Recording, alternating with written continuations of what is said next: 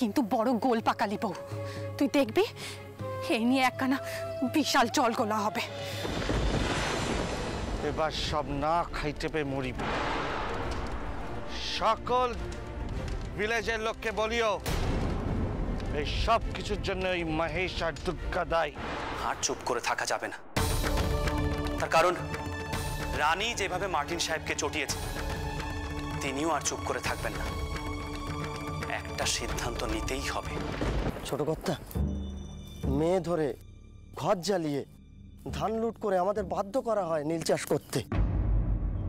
সবই তো বুঝলাম, কিন্তু একটা কথা বলো তো, তোমরা নীল চাষ করতে চাও না কেন? নীল চাষে তো লাভ বেশি। ছোট কর্তা, সবাই আমার সাথে একমত নাও হতে পারে, তবু বলছি ধান চাষ না করলে খাবো কি ছোট কর্তা?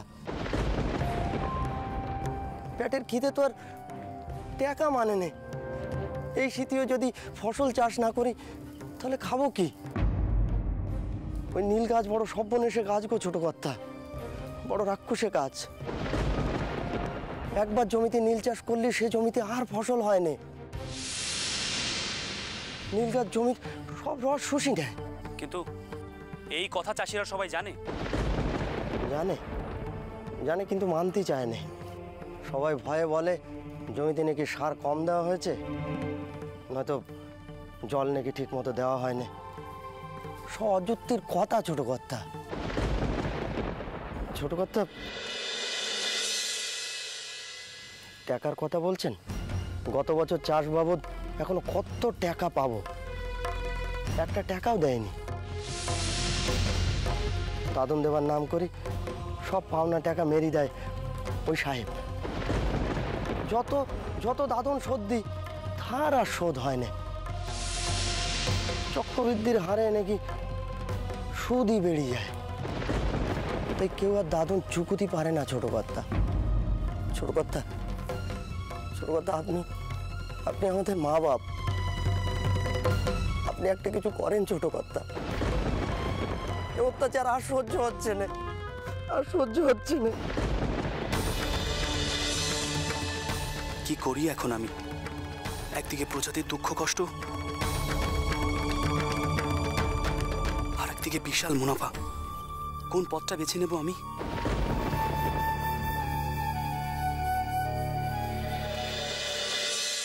ইচ্ছে করে ঈশ্বর এক কোপে ওই নীল পাথরটার একেবারে শেষ করে দিই। তিনবার আমার থেকে লোভের হাত বাড়িয়েছে জানো বৌরানী, কিন্তু পারেনি। গায়ের চাপা কমলা সবাই ওর লোভের শিকার হয়েছে, কিন্তু কেউ রা পর্যন্ত কাটে। আর আছে ওই অনামুখ নায়েব, কি করে যে মেয়ে ফুসলায়। আমি তো স্পষ্ট বলে দিয়েছি, পরাণ দিতে পারবো তবু ধম্ম দিতে পারবো না। আমি তোমাকে কথা দিচ্ছি দুর্গা, ওই নীলকর সাহেবের অত্যাচার আর চলবে না। সব কেড়ে নিচ্ছে বৌরানী, ধান ক্ষেত গরু বাছুর কিচ্ছু ছাড়ছে না, সব কেড়ে নিচ্ছে। হ্যাঁ, তোমার কি আর অন্য কোনো কথা নেই? হ্যাঁ, আর কত কাঁদুনি গাইবে তুমি? বৌরানী ঘরের বউ, এইসব পুরুষ মানুষদের কাজ। বৌরানী কি করবে শুনি? যাও ওদিক পানি গিয়ে দেখো কোনো কাজ আছে কিনা। যাও গিয়ে ঘরের কর্ম করো, যাও যাও।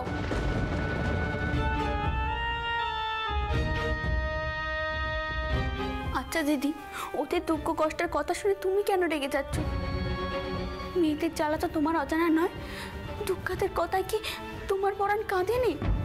না, কাঁদেনি, কাঁদে নেব। আর কেঁদেই বা কি লাভ বল? তোর মতো তো আর আমার স্বামী নেই যে মুখের কথা খসতে না খসতেই একেবারে পেজাদের নিয়ে বসে পড়বে তাদের দুঃখ কষ্টের কথা শুনতে।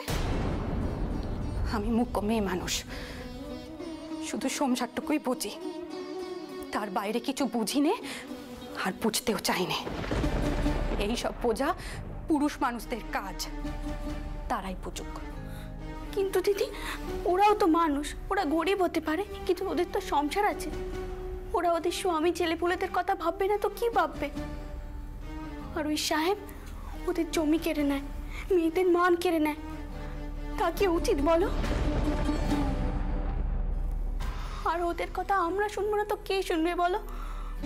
আর মেয়েদের জ্বালা তো মেয়েরাই বুঝবে, তাই না? আর তুমি তো ভালো করে বুঝবে মেয়েদের অপমানে কত জ্বালা, কত যন্ত্রণা। বাবু, বেশ বললি, একেবারে আমার দু চোখে আঙুল দিয়ে দেখিয়ে দিলি এই সংসারে আমার জায়গাটা কোথায়। থাক থাক, আমি যে এই সংসারে তোর দয়ায় আছি সেটা আমি বুঝে গেলাম। নইলে তো আমায় কাশি বৃন্দাবনে গিয়ে 5 জনের হেঁটো খাবার খেয়ে বেঁচে থাকতে হতো। দুঃখ যন্ত্রণা নিয়ে কথা বলা তো আমার মুখে সাজে না রে বউ। ও দিদি, তুমি এইসব কি বলছো? তুমি কি পাগল হয়ে গেলে না? পাগল হয়ে গেলে তো বেঁচে যেতুম, আমি বেঁচে যেতুম। অন্তত এই অপমানের যন্ত্রণাটুকু ভুলে থাকতে পারতো। কিন্তু আমি ভুলতে চাইলেও যে তুই আমায় ভুলতে দিবি নি, দিবি রে। আমি জানি তুই যে কোনো ছুতোয় আমায় সব কথা বারবার মনে করিয়ে দিবি, বারবার মনে করিয়ে দিবি তুই। দিদি দিদি দিদি, আমার কথা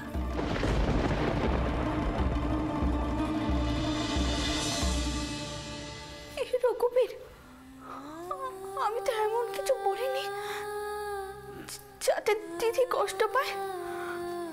আমি তো কেন তো তাকে অপমান করতে চাইনি, কিন্তু দিদি রাগ করলেও যে আমার কিচ্ছু যে করার নেই। গায়ে পেঁচাতে দুঃখ কষ্টের কথা শুনেও আমি মুখ বুজে থাকবো, কিচ্ছুটি করবো না। আমি তো অন্যায় মেনে নিতে পারিনি, আর অন্যায় মেনে নিলে তুমি তো রুষ্ট হবে। টাওর, তুমি তো রুষ্ট হবে। এখন আমি কি করি?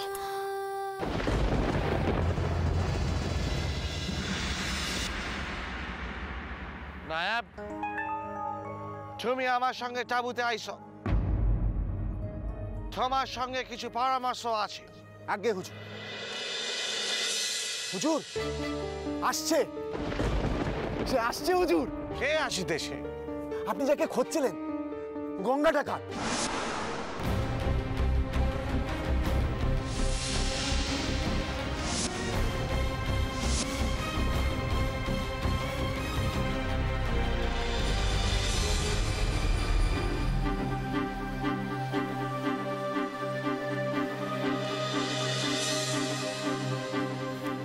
নাম সাহেব, খুব ভালো ধান পেয়েছি। 4 ক্রোশ দূরের গোলা লুট করেছি। এই আয়।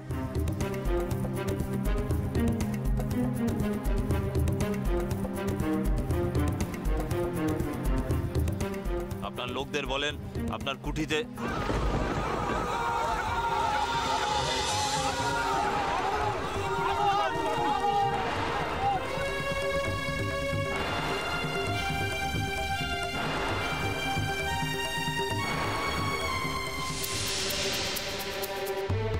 আগুন। কিসের আগুন সাহেব? ওই হতচ্ছাড়া মহেশ আর দুর্গা ওদের তেলানি সাহেব জ্বালিয়ে দিয়েছেন। বুঝলাম না। এই মহেশ আর দুর্গা বড় বার বেড়েছিল, নিজেরা তো নীল চাষ করছিলই নেই, উল্টে করছিল কি গায়ের লোকগুলোকে খেপিয়ে তুলেছিল। পেয়েছে, হাতে নাতে ফল পেয়েছে, সাহেব ওদের গোলাই জ্বালিয়ে দিয়েছে। আর মহেশ আর দুর্গা কি করেছে জানো? নায়েব, চুপ করো। আমি শিবিরে যাইতেছি, তোমরা ওখানে আইসো। সব কথা এখানে বলিবে না, এখন পরিস্থিতি অন্যরকম হইতেছে। আসো তোমরা, আই চলো।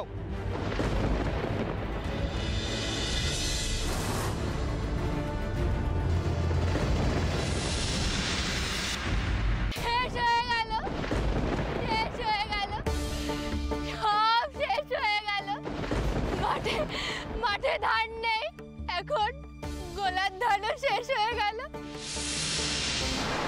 এবার আমাদের না খেতে পেয়ে মরতে হবে। ওই গোলার ধান আমাদের শেষ ভরসা ছিল। মহেশ ঠিক বলেছিল, ওই নীলকর সাহেব আমাদের মানুষ ভাবে না, ভাবে কুত্তা, কুত্তা ভাবে। সাহেবের কথা মতো আমরা জমিতে নীল চাষ করেছিলাম, ধানের একটা চারাও জমিতে পুঁতিনি, তবুও সাহেব আমাদের ভাত মেরে দিলে। সাহেব যে কাজ করেছে তোমরা বুঝলে কি করে? সাহেব সম্বন্ধে যদি না জেনে কিছু বলো, কিন্তু না জেনে কিছু বলছি না, প্রমাণ আছে। দেখো দেখো সাহেবের ঘোড়ার খুরের দাগ।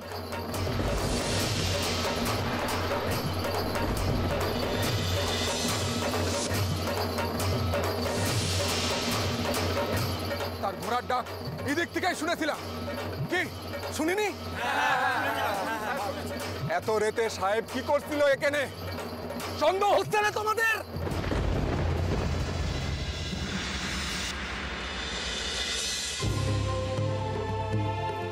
দিদি,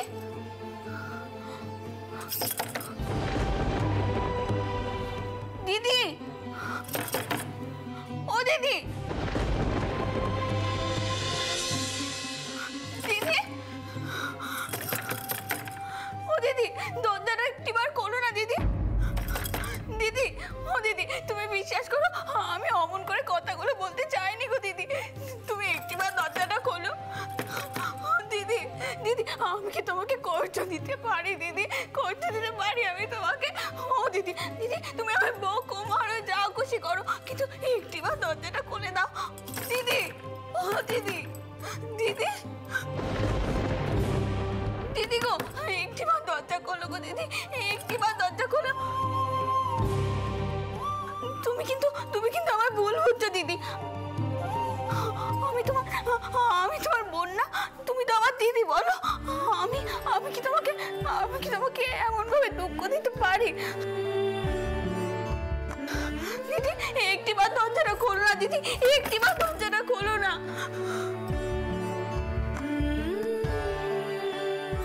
ও দিদি, দিদি, দিদি, আমার কথাটা শোনো না, একটিবার আমার দরজাটা খুলে দাও দিদি, একটিবার দরজাটা খুলে দাও।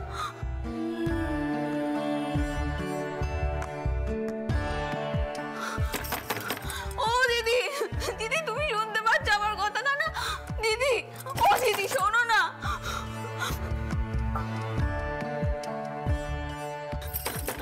একটিবার দরজা খোলো না দিদি, একটিবার।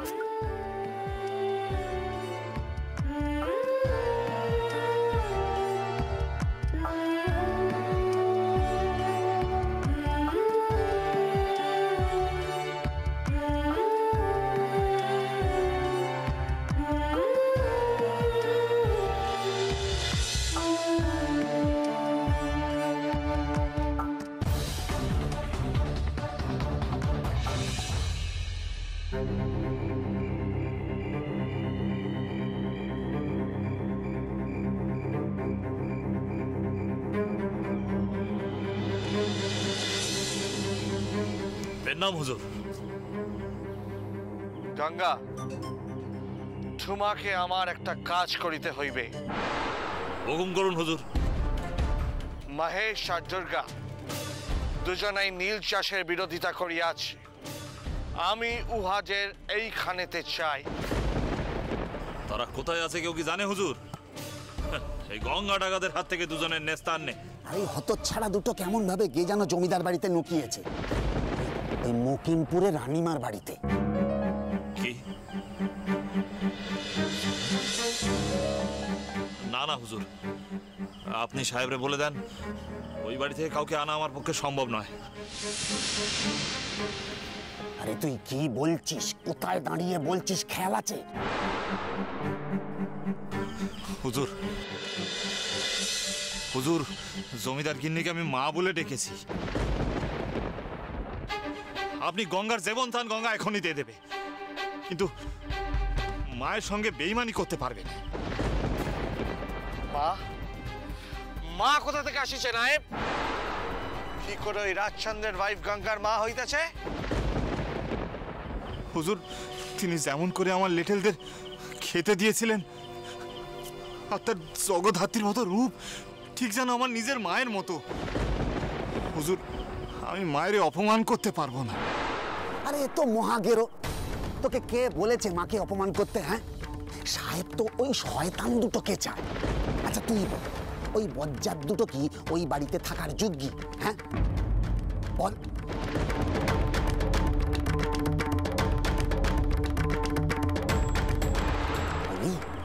রানীমার তো দয়ার শরীর, সে সবাইকে নিজের মতো ভালো বলে মনে করে, কিন্তু ওই বজ্জাত দুটো পাজির পা ঝাড়া। তুই বল, তোর মা যে ওখানে বিপদের মধ্যে নেই এটা তুই বুঝলি কি করে? আমার কথা বোঝ। সাহেব তো আর গিয়ে রানীমার সুমুকে গিয়ে বোঝাতে পারছেন। তুই যা, তুই গিয়ে ওদের দুটোকে নিয়ে আয়। ডিসগাইজ, ছদ্মবেশ। নায়েব, উহাকে ছদ্মবেশে যাইতে বলো। হ্যাঁ, তুই ছদ্মবেশে যা। ছদ্মবেশে গেলে কেউ তোকে চিনতে পারবে না। তুই ওখানে গিয়ে ওই দুটোকে তুলে নিয়ে চলে আয়।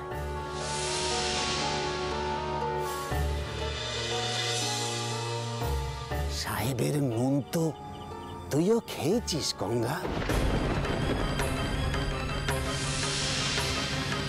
কিরে, খাসনে?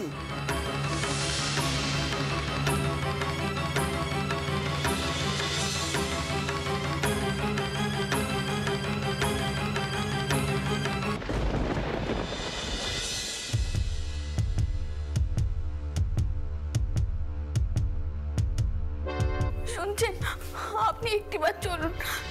দিদি দৌড় দিয়েছেন, কিছুতেই খুলছেন না। আমার কথা মান করেছে। কি কি বলেছো বৌঠানকে? আমি কিচ্ছুটি বলিনি। দিদি দুর্গাকে দু কথা শুনিয়েছিল। দুর্গা কেন তার দুঃখ কষ্টের কথা আমাকে বলেছে। আমি শুধু দিদিকে বলেছি, দিদি যদি ওদের দুঃখ কষ্ট অপমান না বোঝে তবে কে বুঝবে। দিদি তো কদিন আগে এই অবস্থার মধ্যে দিয়ে গেছেন। কি বৌঠানকে তুমি এমন কথা বললে? দুর্গার অবস্থার সঙ্গে বৌঠানের তুলনা করলে?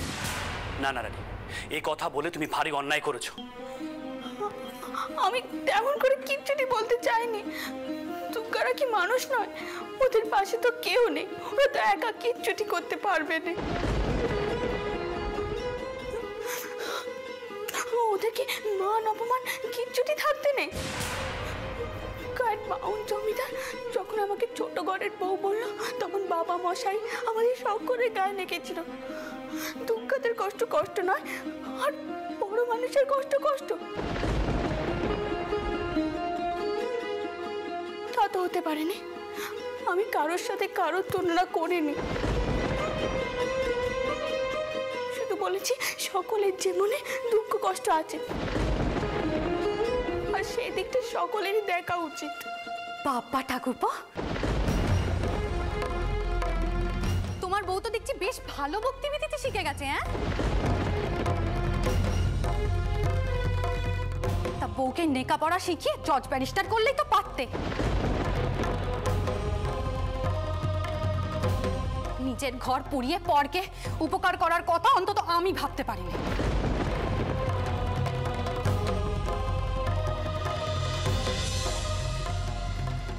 বৌঠান, আপনি দয়া করে শান্ত হন। রানী এসব ভেবে আপনাকে কথাখানা বলেনি। আপনার কোথাও বোঝার ভুল হচ্ছে। রানী তো নরম মনের, আপনি তো সেটা জানেন বৌঠান। জানি ভাই, জানি। তাই তো তার তালে তাল দিতে পারছি না।